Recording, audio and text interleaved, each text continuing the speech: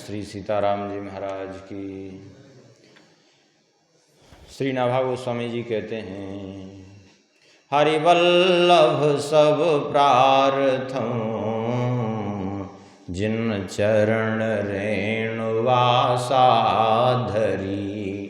हरिवल्लभ सब प्रार्थों जिन चरण रेणुवासाधरी। कमला गरुण सुनंद आदि षोडश प्रभु पदरती। कमला गरुण सुनंद आदि षोडश प्रभु पदरती। हनुमंत जाम्बवंत सुग्रीव विभीषण सबरी खगपति। हनुमंत जाम्बवंत सुग्रीव विभीषण सबरी खगपति। ध्रुव उद्धव अम्बरीश विदुर अक्रूर सुदामा।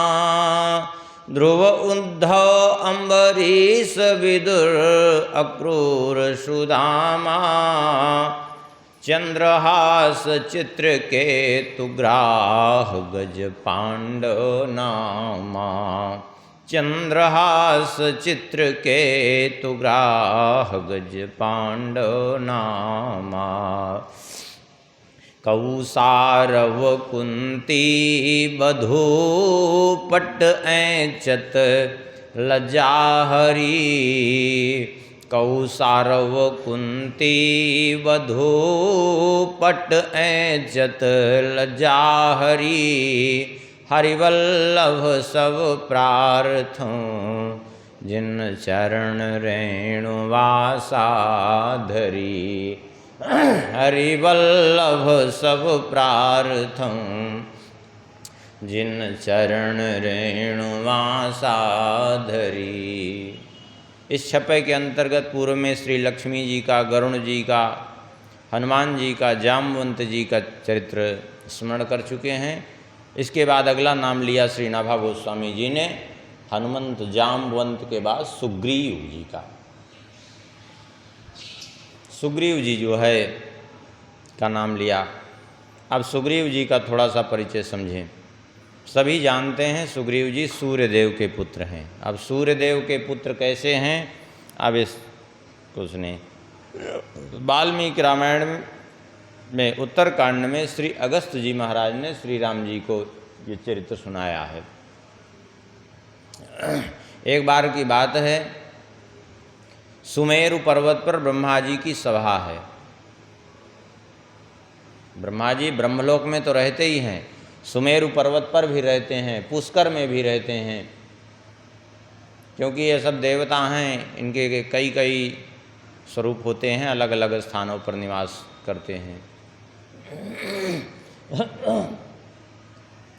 तो सुमेरु पर्वत पर ब्रह्मा जी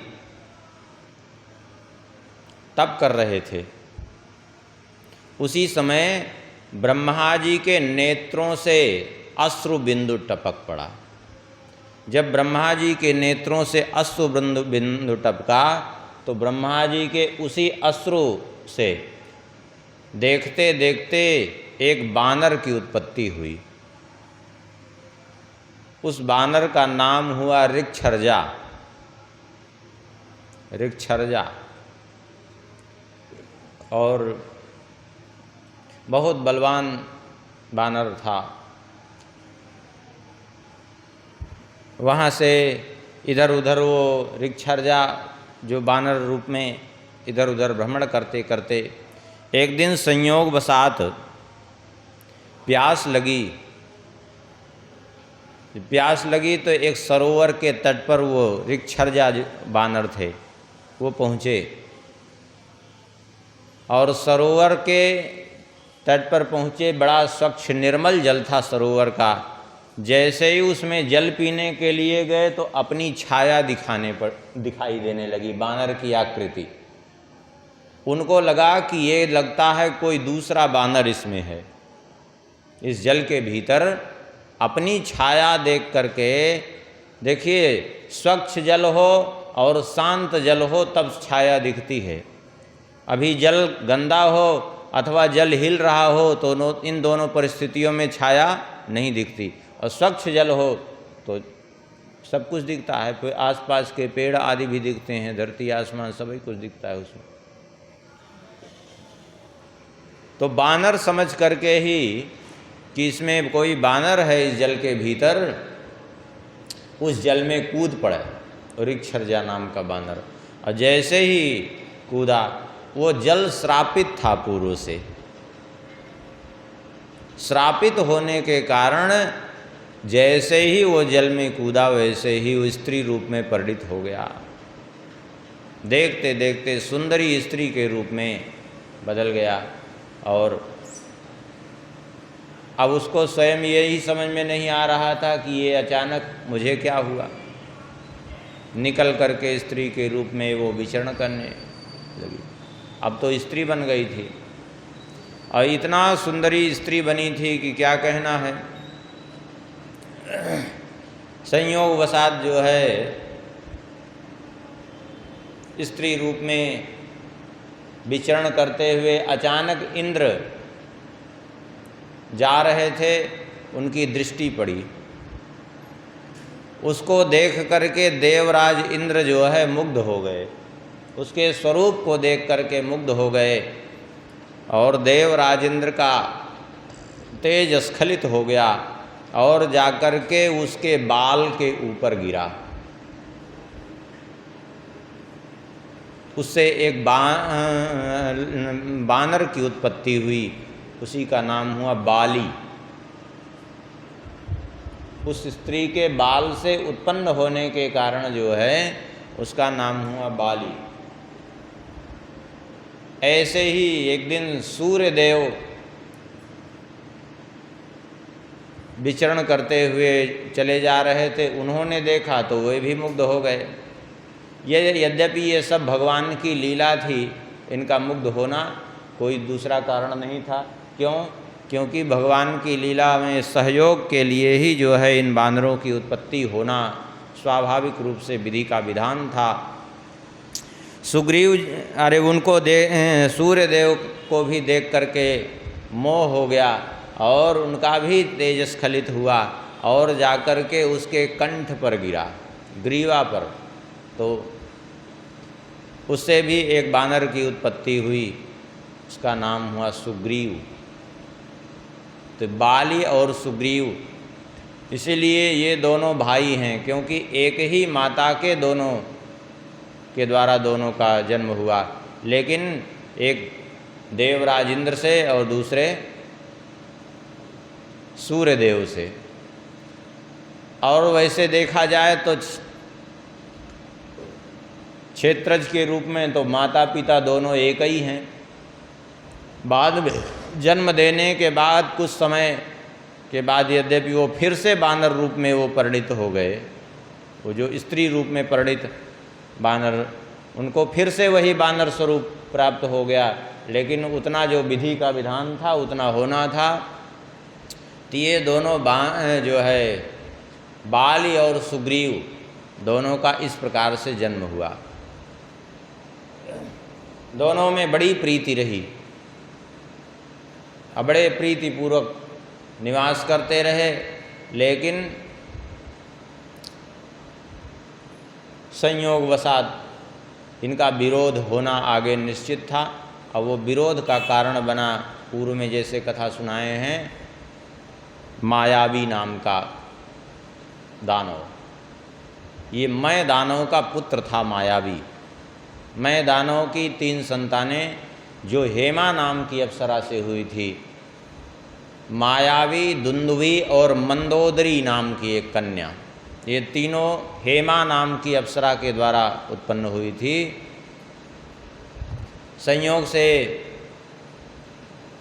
मायावी एक दिन रात्रि में आया, और मायावी ने आकर के अर्धरात्रि पुरद्वार पुकारा। आकर के किष्किंधा के द्वार पर उसने ललकारा, और बाली कभी किसी की ललकार को सहन करने वाला नहीं था। बलवान तो था ही, बलवान के साथ साथ अभिमानी भी बहुत था बाली, इसलिए कहाँ किसी की ललकार को सुनने वाला। बाली ने उसकी ललकार का उत्तर देने के लिए, यद्यपि सुग्रीव जी ने मना किया, लेकिन फिर भी बाली निकल करके आया। सुग्रीव जी ने समझाया भी था कि रात्रि में जाना उचित नहीं है, रात्रि में इन सब का बल बढ़ जाता है, राक्षसों का, आसुरी शक्तियों का बल रात्रि में ज़्यादा प्रबल होता है और मनुष्य आदि रात्रि में उतना जो है उसका बल नहीं काम करता। क्यों? उसका कारण ये है ऊर्जा का प्रभाव। दिन में सूर्य के प्रभाव से पौरुष ऊर्जा का संचार रहता है, तो जितने सात्विक वृत्ति के लोग होते हैं उनका दिन में स्वाभाविक रूप से ज़्यादा प्रभाव पड़ता है, और जो तामसी लोग होते हैं उनको भी रात्रि में ही ठीक पड़ता है। आखिर में बाली सुग्रीव दोनों ही निकले। ये भागा वहाँ से और भाग करके सीधा वहीं गया, गुफा में प्रविष्ट हुआ एक पर्वत की। बाली अंदर जाने लगा तो फिर सुग्रीव जी ने मना किया, लेकिन बाली नहीं माना। बाली ने कहा चिंता मत करो, तुम यहीं मेरी प्रतीक्षा करो। कब तक? बोले पर खेसु माँ मोहि एक पखवारा, नहीं आवूं तब जाने सुमारा। एक पक्ष तक अर्थात 15 दिन तक प्रतीक्षा करना मेरी। कल्प भेद से 2 कथाएं इसकी हैं। अध्यात्म रामायण के कल्प से और मानस में गोस्वामी जी ने एक पक्ष का ही वर्णन किया कि एक पक्ष की का कहा था, लेकिन 1 महीने प्रतीक्षा किया। लेकिन वाल्मीकि रामायण के कल्प के अनुसार 1 वर्ष प्रतीक्षा किया था सुग्रीव जी ने वहाँ पर गुफा के द्वार पर। थोड़ा बहुत नहीं, 1 वर्ष। तो 1 पक्ष तक प्रतीक्षा की करना, उसके बाद नहीं आऊँ तो समझ लेना कि बाली मारा गया। ऐसा कह करके बाली गुफा में प्रविष्ट हुआ। सुग्रीव जी गुफा के द्वार पर खड़े होकर के बाली की प्रतीक्षा भी करते रहे, और इस कारण से भी खड़े रहे कि कोई दूसरा राक्षस अंदर प्रवेश न करने पावे, उसकी सहायता करने के लिए। दोनों में उधर युद्ध चलता रहा। धीरे धीरे महीने भर का समय बीत गया। एक पक्ष की कौन कहे, महीने भर निकल गए। उसने ऐसी माया रची थी कि उसके गर्जना तो सुनाई पड़ रही थी, लेकिन बाली की गर्जना नहीं सुनाई पड़ रही थी। बाली का शब्द नहीं सुनाई पड़ रहा था अंदर से। और उसी समय रक्त की धार निकली अंदर से। जब रक्त की धार निकली तो सुग्रीव जी ने सोचा कि उस राक्षस की गर्जना सुनाई पड़ रही है, बाली की तो नहीं सुनाई पड़ रही है, रक्त की धार निकल रही है, लगता है बाली मारा गया। अब ये दानव निकलेगा वहाँ से, फिर उत्पात करेगा, न जाने किस किस को क्षति पहुँचाएगा, इसलिए इसको निकलने ही न दें। ऐसा निश्चय करके एक विशाल शिलाखंड उठा करके उस गुफा का द्वार बंद कर दिया इन्होंने, सुग्रीव जी ने। और वहाँ से किष्किंधा लौट आए और आकर के बाली की मृत्यु का समाचार दिया। इधर जो है राज्य जैसे हीन देख करके राज्य को सुग्रीव जी के न चाहते हुए भी लोगों ने इनको राजपद पर अभिषिक्त कर दिया, राजा बना दिया इनको। अब तो उधर बाली जो है मार करके उसको लौटा। गुफा के द्वार को बंद देख करके बाली को और ज़्यादा संदेह हो गया कि लो, हमको मारने के लिए ही सुग्रीव ने द्वार बंद किया। कभी कभी भ्रम ऐसा हो जाता है कि वो भ्रम का कोई निवारण नहीं होता, चाहे कोई कितना समझावे। वही हुआ, इसको भी भ्रम हुआ, और यहाँ आकर के राजा बने देख करके तो उसका भ्रम पूरा वास्तविकता का रूप उसने ले लिया। और उसने सुग्रीव पर प्रहार करना चालू कर दिया। यद्यपि सुग्रीव जी ने बहुत समझाया लेकिन उसने एक नहीं सुनी। सुग्रीव जी भागे। संपूर्ण पृथ्वी पर कई बार सुग्रीव जी भागते फिरे, कई चक्कर लगाए। इस बात को सुग्रीव जी ने स्वयं भी स्वीकार किया है, सकल भुवन में फिरों बिहाला।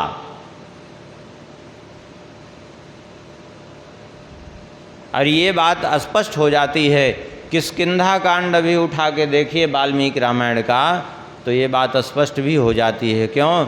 सुग्रीव जी ने पूरे पृथ्वी का एक एक स्थान बानरों से जो वर्णन किया है कि कौन कौन कहाँ रहता है, कहाँ कहाँ क्या क्या विद्यमान है, सबको परिचय दिया है। यहाँ तक कि लंका जाने के मार्ग में भी परिचय दिया सब जगह जगह। और इतना ही नहीं, ये भी कहा कि जो है समुद्र पार करने में एक छाया ग्राहिणी राक्षसी रहती है जल के भीतर, अंगारका, जिसको सिंहिका कहा, वो भी वर्णन किया। और लंकापुरी उसके बाद है। फिर वहाँ से भी 100 योजन और छलांग मार दें तो एक और द्वीप है, उसका भी परिचय दिया है सुग्रीव जी ने। और कहा वहाँ अगस्त जी का आश्रम है। एक अगस्त जी का आश्रम तो यहाँ भी था दंडकारण्य में, वहाँ भी अगस्त जी का आश्रम था, तो उसका भी परिचय दिया है इन्होंने। बाद में श्री राम जी ने पूछा आपको इतना जो है भौगोलिक स्थिति का ज्ञान कैसे है? तब सुग्रीव जी ने कहा कि बाली के भय के मारे में चारों ओर भागता फिरता था। सूर्य पुत्र होने के कारण मेरी गति तीव्र थी बाली की अपेक्षा। बल में बाली ज़्यादा था लेकिन गति में सुग्रीव जी ज़्यादा थे। तो सुग्रीव जी कहते हैं कि जब मैं भाग करके आगे जाता जिस क्षेत्र में, उस क्षेत्र में आसपास घूम घूम करके मैं देखता कहीं आश्रय रहने के लिए हो, कौन कहाँ रहता है, क्या क्या कहाँ कहाँ की क्या स्थिति है, उस भौगोलिक स्थिति को मैं देखता चारों ओर। जब देखता कि बाली निकट आ गया तो फिर से वहाँ से भाग लेता।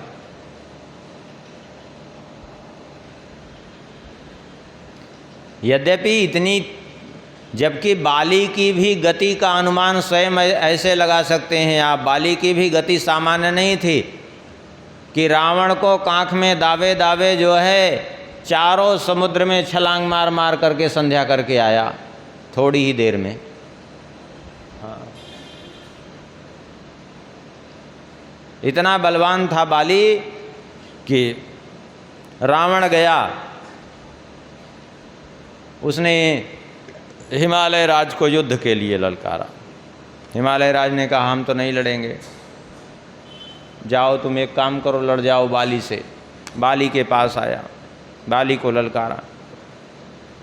बाली थे वह उस समय वहाँ किष्किंधा में नहीं थे। सुग्रीव जी निकले।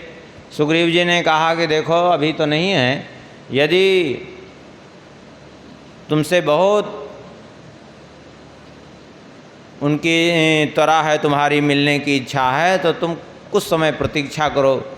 दक्षिण समुद्र पर संध्या वंदन करने गए हैं हमारे ज्येष्ठ भ्राता, और लौट करके आएंगे तब भेंट कर लेना। बोले हमको इतना प्रतीक्षा करने का अवसर नहीं है। बोले नहीं प्रतीक्षा करने का अवसर है तो दक्षिण समुद्र पर चले जाओ।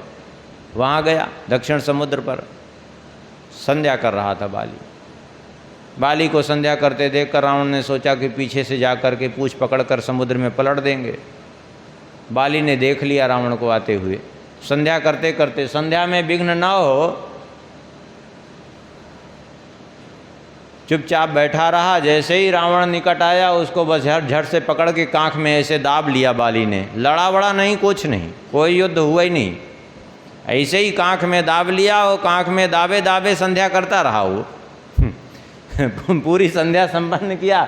और उसके बाद जो है छलांग मारा, वहाँ से छलांग मार करके पश्चिम समुद्र पर गया, वहाँ संध्या किया। फिर वहाँ से छलांग मारा, उत्तर समुद्र पर गया, वहाँ संध्या किया। और फिर वहाँ से पूर्व समुद्र पर गया, वहाँ भी संध्या किया। और उसके बाद फिर वहाँ से छलांग मारा तो किष्किंधा आया, और किष्किंधा आके ऐसे छोड़ दिया, हाथ उठाया तो पसीने पसीने लथपथ हो रहा था, उसके तो प्राण कंठगत हो रहे थे रावण के। वो गिर पड़ा भूमि पर, तो उसको देख करके जैसे कोई कीड़े मकोड़े को देख करके कहे ये कैसे आ गया यहाँ, वैसे ही बाली ने कहा कुतस्तमिति चाव्रवी, तू कहाँ से आ गया बे? ऐसे जैसे कीड़े मकोड़े के जैसे, इतना बलवान था वो। आखिर में इस प्रकार से सुग्रीव जी ने संपूर्ण पृथ्वी पर कई चक्कर लगाए थे, लेकिन कहीं कोई आश्रय नहीं मिला। श्री हनुमान जी महाराज को ज्ञात था कि एक स्थान है ऋष्यमुख पर्वत, पंपा सरोवर का ऋष्यमुख का क्षेत्र जो है, जहाँ बाली नहीं जा सकता। उसका कारण यह है कि मतंग जी को ने बाली को श्राप दिया था। उस समय की बात है जब मायावी का भाई दुंदुभी बाली से युद्ध करने गया था और दोनों में भयंकर युद्ध हुआ। भैंसे का रूप धारण करके गया था दुंदुभी। तो उस समय बाली ने दुंदुभी को मारा और मार करके उठा करके फेंका तो 1 योजन दूर उसका शरीर जा करके गिरा। तो उस समय उसके रक्त के छींटे जा करके मतंग वन में पड़े। ये देख करके मतंग जी कुपित हो गए और मतंग जी ने उस समय क्रोध में आकर के श्राप दिया बाली को कि तुमने मेरे आश्रम को अपवित्र किया है रक्त से, इसलिए जाओ, यदि तुम इस क्षेत्र में प्रवेश करोगे तो तुम्हारे सिर के टुकड़े टुकड़े हो जाएंगे और उसी क्षण मृत्यु को प्राप्त हो जाओगे। इस कारण से बाली वहाँ नहीं जा सकता था, क्योंकि उसको भय था। तो हनुमान जी वहीं लेकर गए सुग्रीव जी को, क्योंकि सूर्यदेव ने पूर्व प्रसंग में सुना चुके हैं, हनुमान जी के प्रसंग में सूर्यदेव को वचन दिया था हनुमान जी ने, गुरुदक्षिणा के रूप में यही वचन दिया था कि सुग्रीव जी की रक्षा करेंगे। बाद में श्री राम जी से मिलाया है सुग्रीव जी को हनुमान जी ने ही। सुग्रीव जी तो बड़े भयभीत हो गए थे राम जी को देखकर, जाकर के मिलाया है और मैत्री संबंध स्थापित करवाया है। सुग्रीव जी ने भी श्री राम जी को आश्वासन दिया, कह सुग्रीव सुनहु रघुवीरा तजहु सोच आनहु मन धीरा। आप शोक का परित्याग करके मन में धैर्य धारण करिए। सब प्रकार करिहों सेवकाई, जय विधि मिली जानकी आई। यद्यपि सुग्रीव जी उस समय स्वयं ही भय के कारणग्रस्त थे, लेकिन फिर भी उन्होंने श्री राम जी को आश्वासन दिया कि मैं सब प्रकार से आपकी सेवा करूंगा, जिस प्रकार से भी जानकी जी मिलेंगी। उसके बाद श्री राम जी ने पूछा, यहाँ रहते क्यों हो, क्या कारण है? सारा हाल जाना। श्री राम जी सुन करके, सुनि सेवक दुख दीन दयाला, फरकी उठी दो भुजा विशाला। दोनों विशाल भुजाएं श्री राम जी की फड़क उठी दुख देख करके, और उसी समय श्री राम जी ने प्रतिज्ञा कर ली, सुन सुग्रीव मारी हों बाली एक ही बान, ब्रह्म रुद्र शरणागत गए नवबरहि प्राण। कहा सुग्रीव जी आप सुनिए, एक बाण से मैं बाली को मार दूंगा, और फिर चाहे वो ब्रह्मा जी की शंकर जी की भी शरण में चला जाए तो भी उसके प्राण बचने वाले नहीं है। ये कौन कह सकता है? वही कह सकता है जो ब्रह्मा जी शंकर जी से भी श्रेष्ठ, तभी तो कह सकता है कि ब्रह्मा जी शंकर जी उसके बाण से रक्षा नहीं कर सकते। अब वो बात अलग है कि आजकल के जैसे लोग कह देते हैं, वो बात अलग है, वो तो दंभ कहा जाएगा। लेकिन यहाँ तो श्री राम जी सत्य ही कह रहे हैं। जयंत को बाण मारा था, सिंह का बाण, कोई रक्षा नहीं किया। ब्रह्मा जी के पास गया, शंकर जी के पास, सब ने मना कर दिया।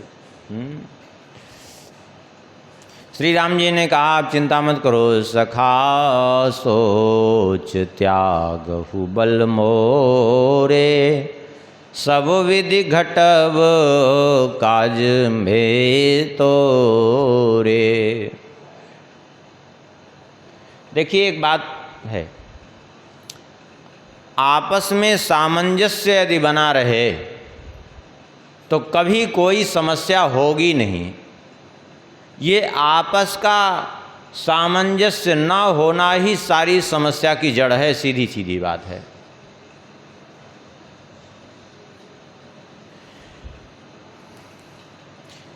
हिंदुओं पर बार बार जो है शासन क्यों किया म्लेच्छों ने आकर के? क्यों? क्योंकि ये लोग आपस में सामंजस्य कभी नहीं बना के रखे, लड़ते रहे। आपस में यदि सामंजस्य बना रहे तो कभी जो है कोई दूसरा नहीं प्रभावित कर सकता, कभी कोई दूसरा क्षति पहुंचा ही नहीं सकता। एक बार देवता और दैत्य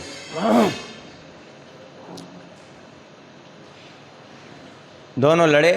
अब देवताओं की जीत हुई, दैत्य हार गए। दैत्य गए ब्रह्मा जी के पास। ब्रह्मा जी से उन्होंने कहा कि हम बल में श्रेष्ठ हैं, सब कुछ ठीक है, हमारे पास देवताओं से अधिक बल है, मायावी शक्तियाँ भी हमारे पास हैं, अस्त्र शस्त्र है, सब कुछ है, लेकिन फिर हम देवताओं से हार क्यों जाते हैं? ब्रह्मा जी ने कहा तुमको हम उत्तर देने के लिए देंगे, लेकिन समय आने पर। ब्रह्मा जी ने क्या किया कि एक विशाल भोज का आयोजन किया। और विशाल भोज का आयोजन करके देवताओं को भी बुलाया और दैत्यों को भी बुलाया। तो पहले दैत्यों को बैठा दिया भोजन करने के लिए ब्रह्मा जी ने, और बैठा करके क्या किया कि सामने परोस दिया, सबके सामने पकवान परोस दिए और बोले जब तक कहेंगे नहीं तब तक खाना नहीं। बोले हाँ ठीक है। और उसके बाद दोनों हाथों में एक एक लकड़ियाँ बांध दी कि हाथ मुड़ने ना पावे, सबके हाथ में। अब बोले अब भोजन करो। अब वो पत्तल में ऐसे उठावें, अब वो ऐसे छोड़ें ऊपर से। अब ऊपर से छोड़ें तो कभी नाक पे टकराए, कभी गाल पे टकराए, कभी सिर में टकराए पकवान।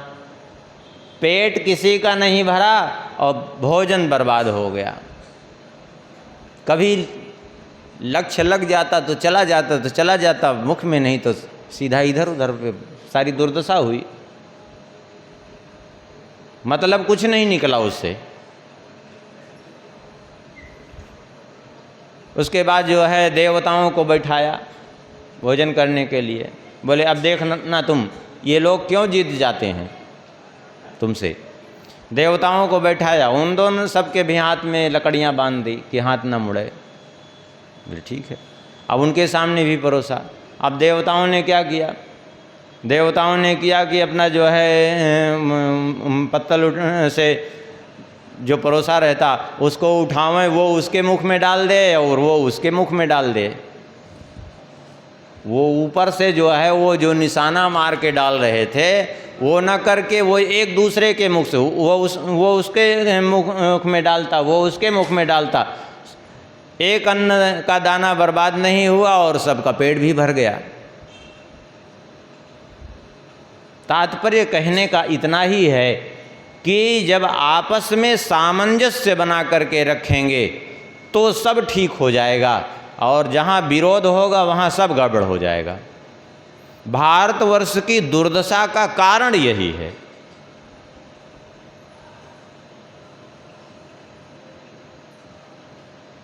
यहाँ दूसरे की टांग खींचने के लिए अपना जो है पड़े रहते हैं लोग। समस्या यही है। आइए दुनिया भर के उठाई गिर नेता लोग, उनको जो है अपना कभी जातिवाद के नाम पर, कभी किसी चीज़ के नाम पर, कभी किसी चीज़ के नाम पे लड़ाते रहते हैं। और ये जो है अच्छा वो मौज मारते हैं दुनिया को लूट करके नेता, और लड़ते हैं ये लोग। आए थोड़े थोड़े में बिकने के लिए तैयार हो जाते हैं। हाँ, कोई कह दे खटाखट योजना आ रही है 8500 मिलेगा तो बिक जाएंगे, कोई कह देगा जो है फ्री राशन मिल जाएगा तो बिक जाएंगे, वो कह देगा हम कर्जा माफ़ कर दे रहे हैं तो बिक जाएंगे, वो कह देगा हम जो है फ्री में बस सेवा तुम्हारे लिए औरतों के लिए उपलब्ध कराएंगे तो औरतें बह जाएंगी उसी में प्रवाह में कि चलो फ्री घूमने को मिलेगा, ले। यही दुर्दशा का कारण है कहीं ना कहीं, है कि नहीं है? अभी मुफ्त की वस्तु बांटने लगिए, कुछ नहीं, कोई कीमत नहीं उसकी, सामान्य से सामान्य चीज़ आप रोड पे खड़े होके बांटने लगिए, अच्छे खासे लोग भिखारी बन के खड़े हो जाएंगे। यह भारतवर्ष की दुर्दशा। अब बताओ उत्थान होगा कैसे होगा इनका? और सामंजस्य कभी बैठा नहीं आपस में। कभी भी जो है, अब देखिए श्री राम जी और सुग्रीव जी की मैत्री हुई, दोनों एक दूसरे के पूरक बन गए। सुग्रीव जी की पत्नी का हरण कर लिया था बाली ने, और श्री राम जी की पत्नी का हरण कर लिया था रावण ने।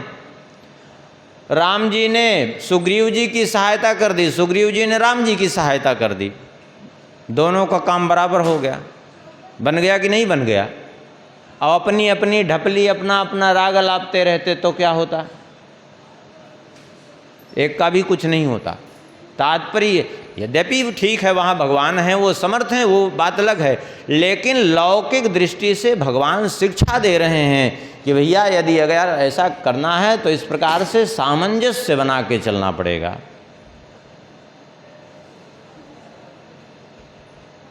एक दूसरे की टांग खींचने से नहीं। अंग्रेजों ने इतने वर्ष शासन किया क्यों? उनका एक ही उद्देश्य था, फूट डालो राज करो। आपस में यहीं भारतीयों को लड़ाते थे, यहीं के लोग दोगलापन कर करके जो है सारा भारतवर्ष गुलाम किए हैं, दूसरे कोई नहीं किए हैं।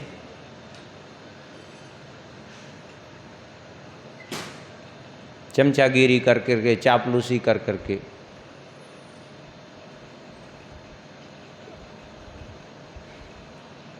अच्छा, चमचागिरी करने वाले को, चापलूसी करने वाले को कभी कुछ लाभ नहीं हुआ है, आज तक नहीं हुआ है। आज तक लाभ हुआ हो ऐसा नहीं। लेकिन बड़ी विचित्र बात है, लोग नौकरी इतनी ईमानदारी से नहीं करते हैं जहाँ वेतन मिलता है, लेकिन चमचागिरी बिना वेतन के पूर्ण ईमानदारी से करते हैं लोग।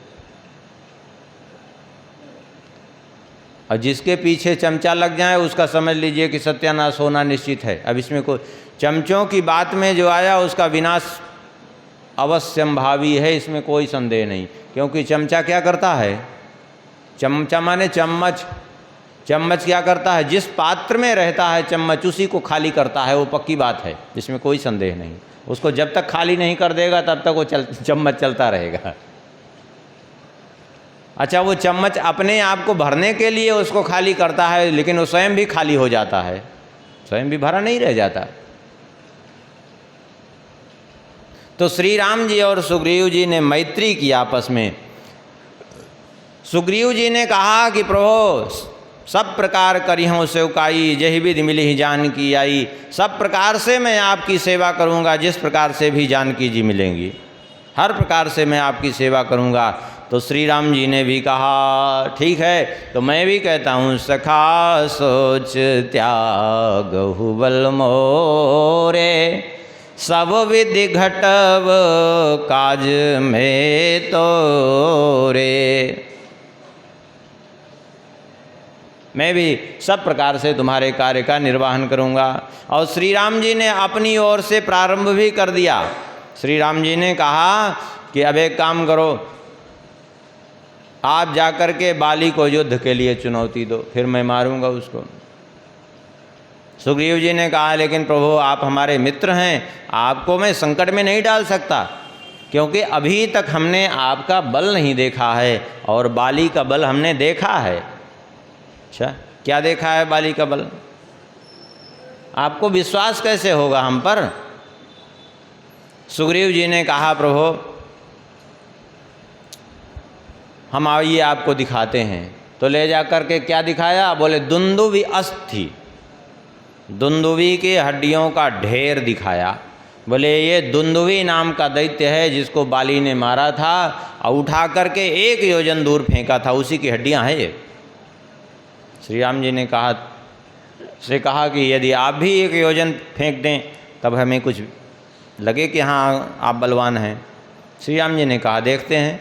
कह करके श्री राम जी ने अपने चरण के अंगूठे से थोड़ा सा ठोकर मारी, हल्की सी ठोकर, कि वो 10 योजन दूर जा कर के वो उसकी हड्डियों का ढेर गिरा।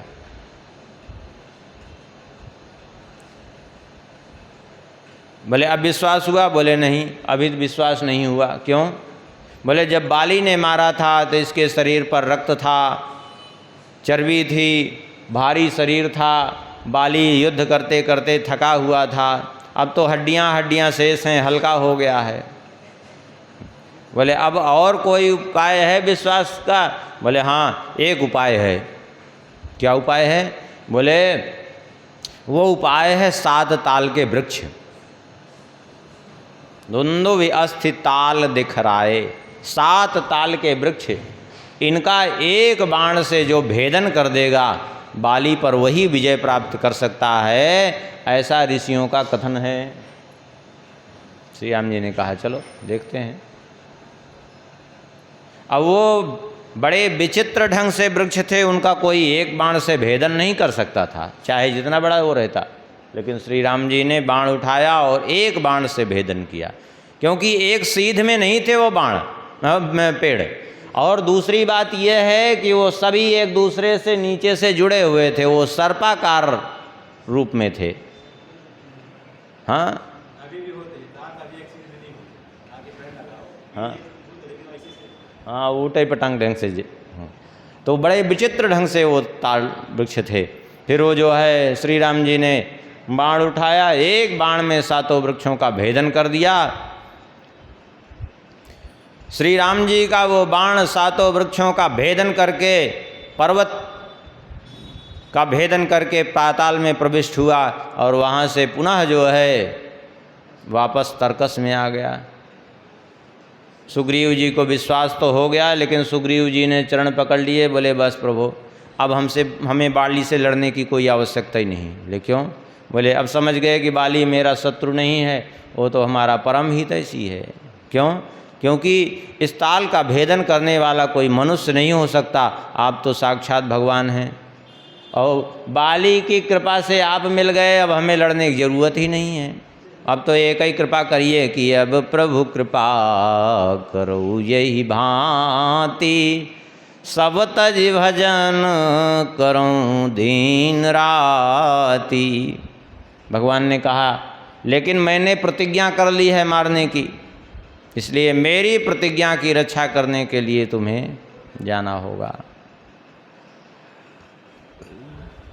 तब सुग्रीव जी गए, युद्ध हुआ, लेकिन युद्ध में जब परास्त हो गए, बाली की मार खा करके भाग आए।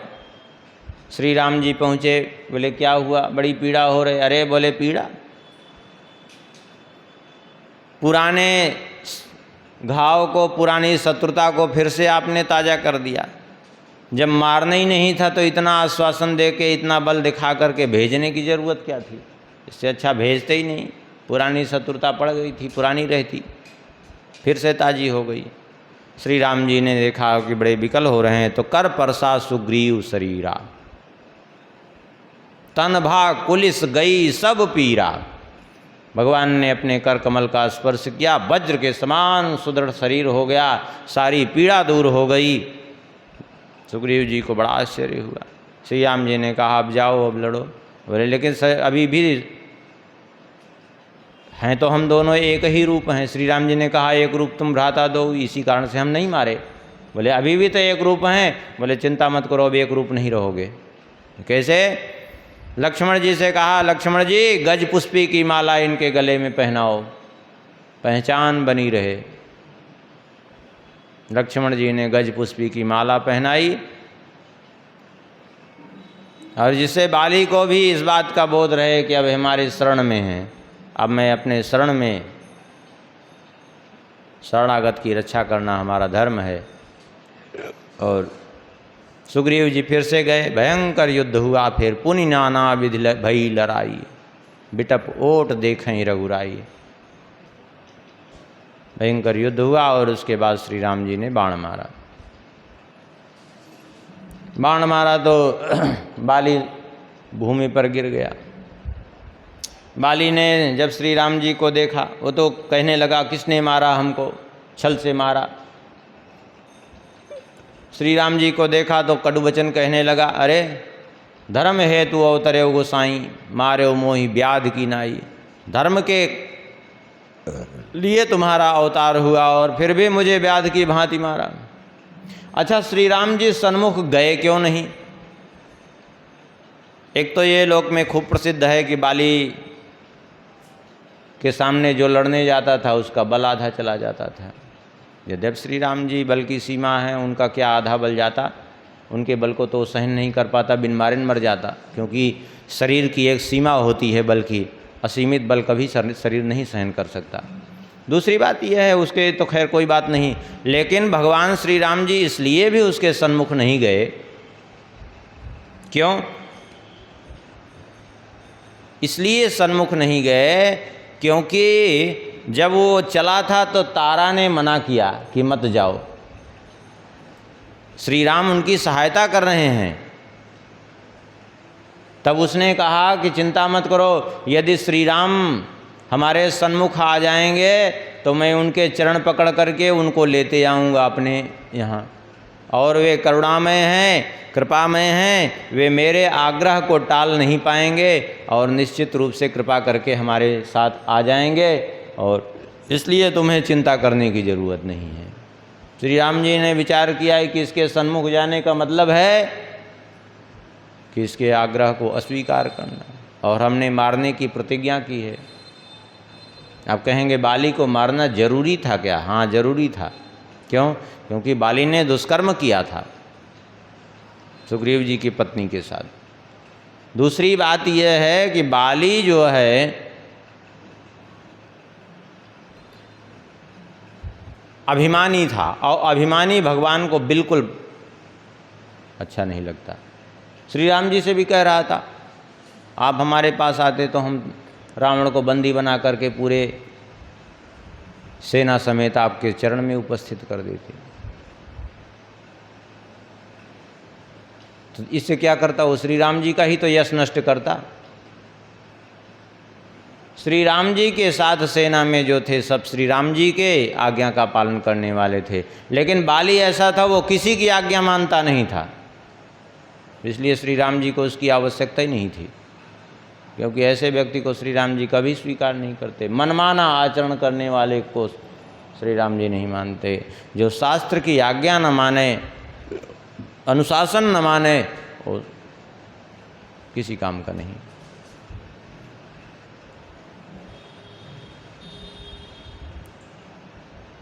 बाली ने कहा कि मुझे व्याध की भांति मारा, युद्ध करते।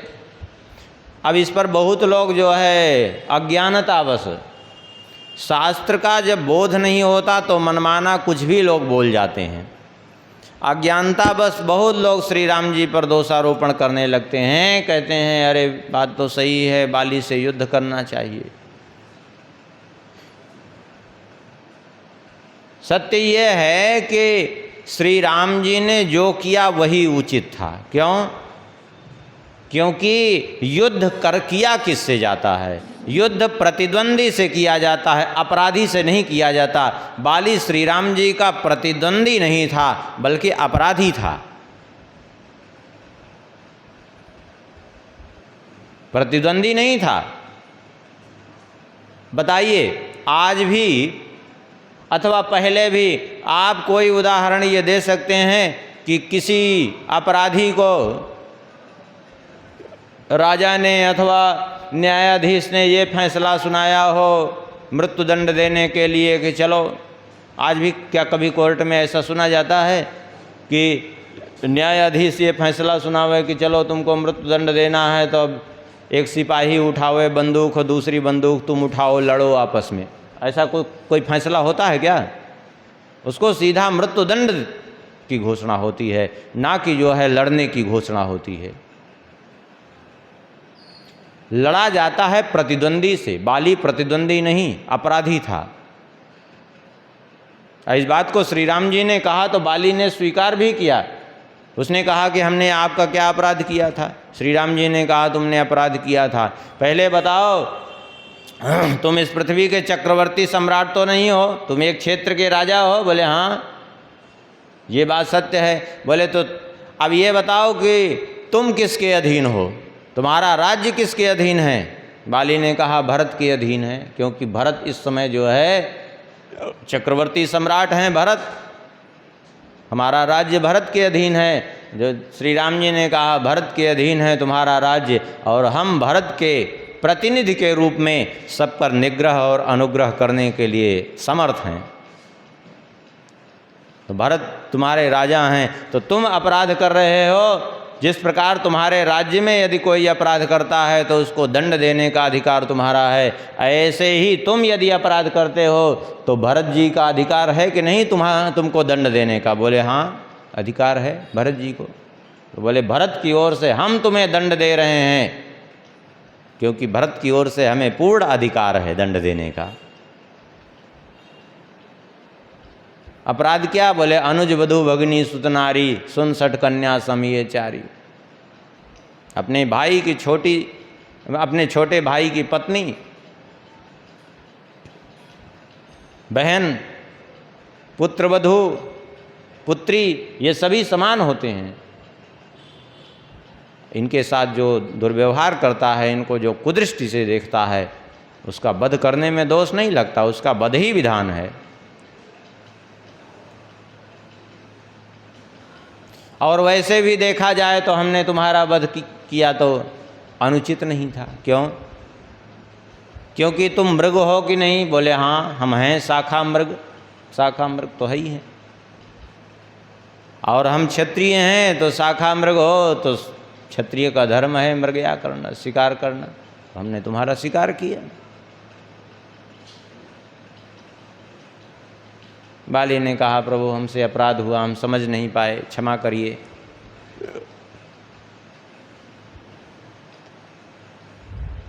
भगवान ने कहा ठीक है, अचल करहु तन राखो प्राणा, मैं तुम्हें पुनः जीवन दान दे देता हूँ, तुम अपने शरीर को धारण करो, मैं अपने बाण को व्यर्थ कर दूंगा। बाली ने कहा प्रभु अब ऐसा अवसर नहीं मिलेगा, क्योंकि जन्म जन्म मुनि जतन कराई ही अंतराम कही आवत नाही। जन्म जन्मांतर तक यत्न करने पर भी अंत में जो है आपका नाम भी नहीं आता मुख से। और आज हमारा सौभाग्य है, सो लोचन गोचर मम आगे, आज मेरे नेत्रों के सामने आप हैं। तो अब हमारा क्या उद्देश्य बचा रह गया जिसके लिए मैं शरीर धारण करूं? अब हमें उसकी आवश्यकता नहीं है, अब तो आपके धाम को ही जाना मेरे लिए उत्तम है।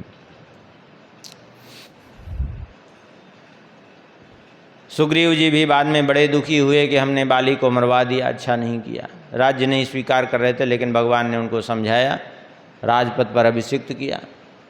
कुछ वानर विरोध कर रहे थे, लेकिन जब अंगद जी का युवराज पद पर अभिषेक हो गया तो उनका भी विरोध शांत हो गया, क्योंकि जो बाली के पक्षधर थे वे विरोधी बन रहे थे, लेकिन अंगद जी का युवराज पद पर अभिषेक होने से उन सब का भी विरोध शांत हुआ। और सबको बात समझ में आ गई कि श्री राम जी तो समदर्शी हैं, सुग्रीव जी का ही नहीं, इन्होंने अंगद जी का भी तो भला किया, बाली को मार करके उसको दंड दिया सब। तो सुग्रीव जी राज पा करके कुछ समय माया के विवश होकर के भूल भी गए थे। बाद में हनुमान जी ने उनको स्मरण कराया और फिर वानर सेना इकट्ठा की और फिर वानरों को आज्ञा दे करके भेजा। सुग्रीव जी भगवान के सखा तो हैं, परम भक्त भी हैं सुग्रीव जी। सुग्रीव जी को रावण ने एक बार प्रलोभन भी दिया, वाल्मीकि रामायण में वर्णन है। अपने गुप्तचर सुख को दूत बना करके भेजा सुग्रीव जी के पास एकांत में। उसने आकर के समझाया कि हमको भेजा है रावण ने दूत बना करके, और ये संदेश भेजा है कि मैंने यदि किसी राजकुमार की पत्नी का हरण कर लिया तो इसमें तुम्हारा क्या गया, तुम्हारे भाई से तो हमारी मित्रता ही थी, हम तो तुम्हारी सदैव सहायता करने के लिए तत्पर रहेंगे। अयोध्यावासी तुम्हारी सहायता नहीं कर सकते, हम तुम्हारी सहायता अच्छे से कर सकते हैं। तुम अपनी सेना लेकर के वापस चले जाओ, व्यर्थ इनके साथ में अपनी सेना का नाश न करो। इसे तुम्हें यदि कुछ चाहिए तो हम बहुत कुछ तुम्हें दे सकते हैं। बहुत प्रलोभन दिया, लेकिन सुग्रीव जी ने फटकार करके उसको भगा दिया। किसी भी प्रलोभन में नहीं पड़े।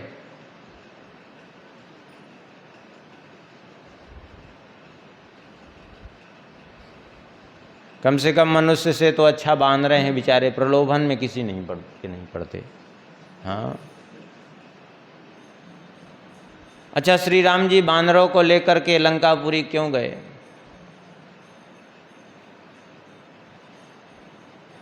वहाँ बानर ही युद्ध करने में सफल थे, मनुष्य युद्ध करने में वहाँ सफल नहीं हो सकते थे।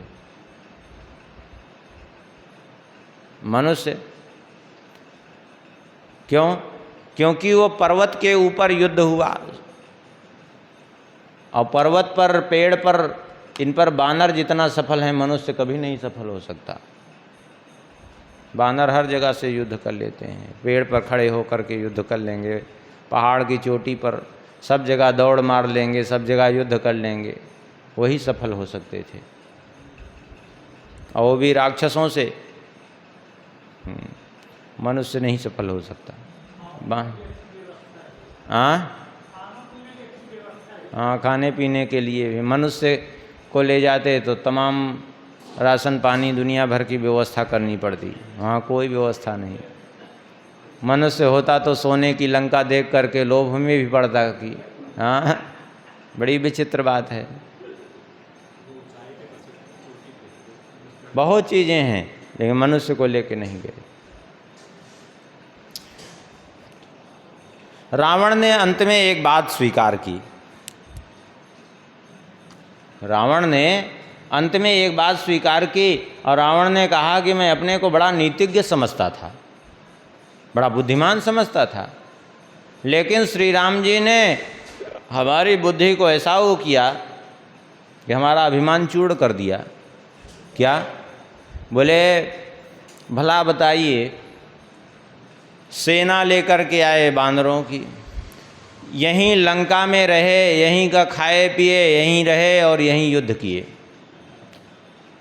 हमने अपनी सारी लंकापुरी नष्ट कर डाली, लंकापुरी तबाह हो गई, लंकापुरी कितने राक्षस मारे गए, और अयोध्या का एक भी सैनिक नहीं आया लड़ने के लिए, और अयोध्या का 1 रुपया खर्च नहीं हुआ, और पूरा युद्ध हो गया। 1 रुपया अयोध्या का नहीं लगा, और युद्ध पूरा हो गया। अब बताओ, जिन बानरों से हमारा कोई लेना देना नहीं, उन बानरों को लाके भिड़ा दिया जबरदस्ती में हमसे। ऐसी नीति लगाई कि वो बानर आकर के भिड़े हमसे, और वो लड़ते रहे हमसे। यहीं लंकापुरी में ही रह करके फल फूल खाते रहे, यहीं लड़ते रहे हमसे, राक्षसों से। उनके लिए और कोई अस्त्र शस्त्र की भी ज़रूरत नहीं उनके लिए। जो आ गया हाथ में, पत्थर आ गया, वही अस्त्र शस्त्र हो गया। दांत उनके अस्त्र शस्त्र, नाखून अस्त्र शस्त्र, सब जो ही आया हाथ में वही अस्त्र शस्त्र। किसी चीज़ की कोई आवश्यकता नहीं, कोई टेंट तंबू पंडाल की भी आवश्यकता नहीं लगाने की कि सेना को रुकने के लिए किसी चीज़ की आवश्यकता। ऐसे ही पड़े हैं, कोई दिक्कत नहीं। हाँ, पेड़ के ऊपर, पहाड़ के ऊपर ऐसे ही झुंड के झुंड पड़े हैं।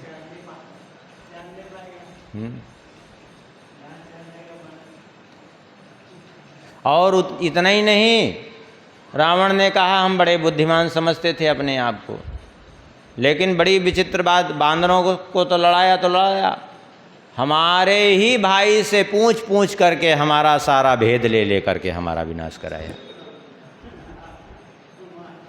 सहायक भी किसको बनाया? अब पूछने के लिए हमारे भाई को। बाहर तब से कहावत हो गई, घर का भेदी लंका है। इतनी बड़ी लंका जो अभेद्य थी उसको भी नष्ट करने के लिए यहाँ कहावत इस रूप में कही जाती है कि भेद देने वाला घर का हो तो अभेद्य भी कोई कितना भी रहे वो भी नष्ट हो जाएगा। सुग्रीव जी भगवान के परम भक्त हैं, भगवान के सखा भी हैं, भक्त भी हैं और हमेशा भगवान की सेवा में ही रत रहे सुग्रीव जी। अब यहीं सुग्रीव जी का चरित्र जो है विश्राम करते हैं।